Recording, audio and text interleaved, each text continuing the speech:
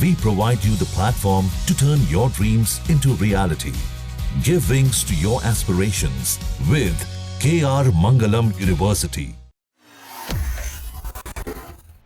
Transporter Raja Raghuvanshi हत्याकांड के आरोपी सोनम रघुवंशी और उसके प्रेमी राज की रिमांड खत्म होने के बाद मेघालय पुलिस ने उन्हें शिलांग के एडीजे कोर्ट में पेश किया, जहां से दोनों को जोरदार झटका लगा। दोनों को 14 दिन की न्यायिक हिरासत में भेज दिया गया, यानी कि अब सोनम सीधा जेल जा रही है।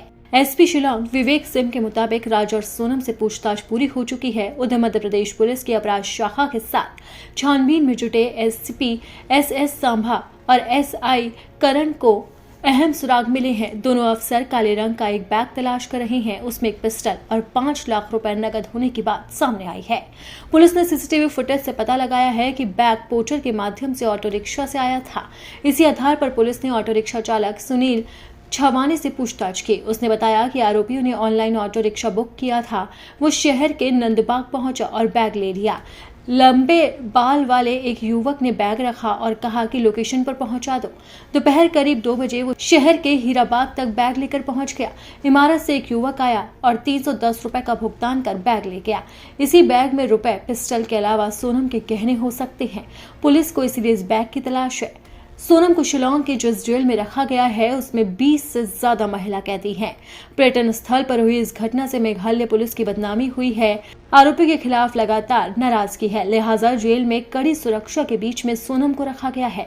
कहा जा रहा है कि महिला कैदियों के बीच में भी सोनम को लेकर खासी नाराजगी है, क्योंकि सोनम ने अपने पति को मौत के घाट उतरवाया है, और वो भी शादी के बाद। और जब वो हनीमून उसके साथ घूमने आया तो सोनम ने ऐसी साजिश रची कि पति को सीधा मौत के घाट उतरवा दिया। सोनम के साथ इस जेल में विशाल, आनंद और आकाश और राज भी हैं, यानी कि राजा हत्याकांड के सभी आरोपियों को एक ही जेल में रखा गया है। बताया जा रहा है कि जेल के अंदर सोनम को कड़ी सुरक्षा के बीच रखा गया है, क्योंकि डर है कि कहीं सोनम कोई गलत हरकत न कर दे। इसीलिए पुलिस की पैनी नजर हर पल सोनम पर रहेगी। कहा यह भी जा रहा है कि जैसे ही कोर्ट ने अपना फैसला सुनाया, वैसे ही अपराधियों की हालत बुरी हो गई, क्योंकि अब उन्हें जेल की हवा जो खानी पड़ेगी, और वो भी कई दिनों तक। फिलहाल पुलिस इस मामले में काले रंग के बैग की तलाश कर रही है, क्योंकि उसी बैग को अहम सबूत माना जा रहा है। बताया जा रहा है कि सोनम ने राज को पिस्टल से मारने की भी प्लानिंग बनाई थी, क्योंकि कहा यह भी जा रहा है कि अगर राज की हत्या धारदार हथियार से नहीं होती तो सोनम का प्लान था कि वो राज को गोलियों से भुनवा देती, लेकिन उससे पहले ही राज ने दम तोड़ दिया। फिलहाल पुलिस पिस्टल और 5 लाख रुपए कैश को बरामद करने में जुटी है।